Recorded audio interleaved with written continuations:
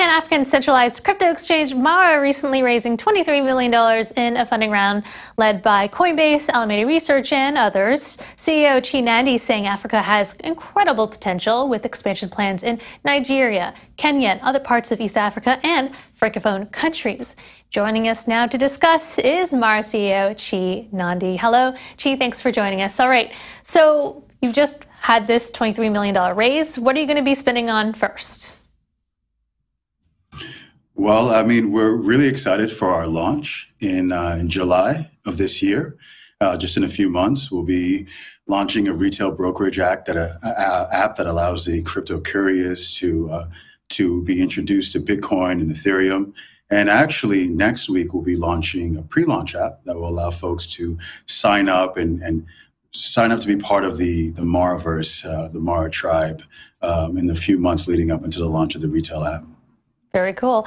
You know, according to the World Economic Forum, crypto adoption has grown by over $100 billion in Africa as of June 2021. I wonder, how big is it now and what is the potential? I mean, cryptocurrency has the ability to be transformative for Africa. But right now, the barriers of entry are extremely high, and Mara is here to present that solution.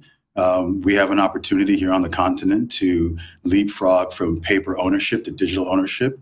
This is the kind of foundational change that we need here in Africa to build for this next entire century. All right.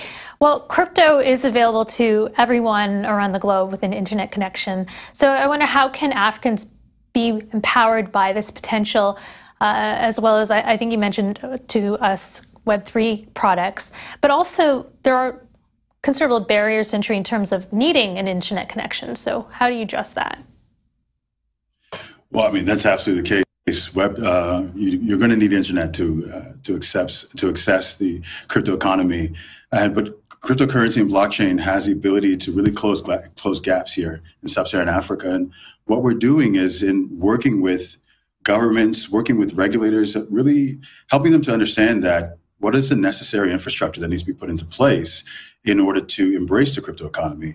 And so you take countries like Central African Republic, where internet penetration is quite low right now. We're there to advise them on the importance of widespread internet adoption, but also the importance of widespread IDs, which is quite important because there's already really strong grassroots adoption of crypto all across the continent. It's already happening. We know this, but we haven't had a legalized, centralized exchange that protects consumers, that allows them to bring all the transactions into the light, to really bring KYC, AML standards that are global to the African continent.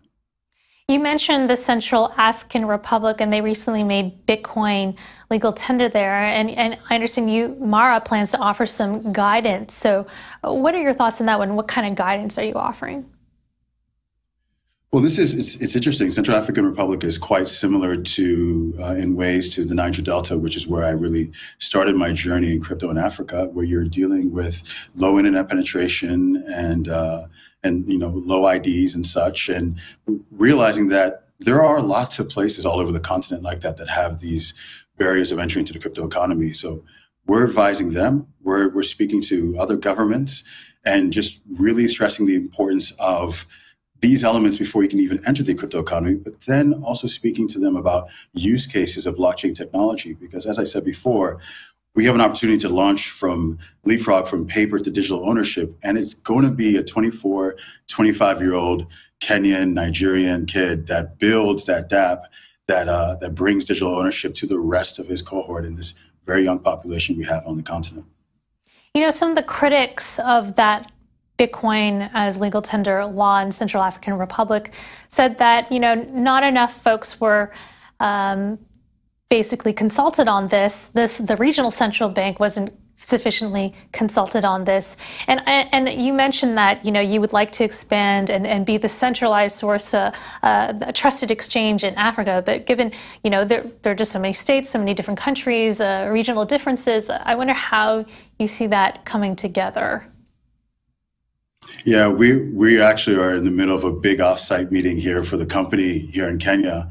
We brought the entire company together, and we've got folks from Morocco, from Uganda, from Kenya, from Nigeria, and really bringing together all these cultures. We're really one of the first truly Pan-African crypto companies or Pan-African tech companies. And that's from the beginning. And that speaks to how our culture within the company and interacting with the different governments.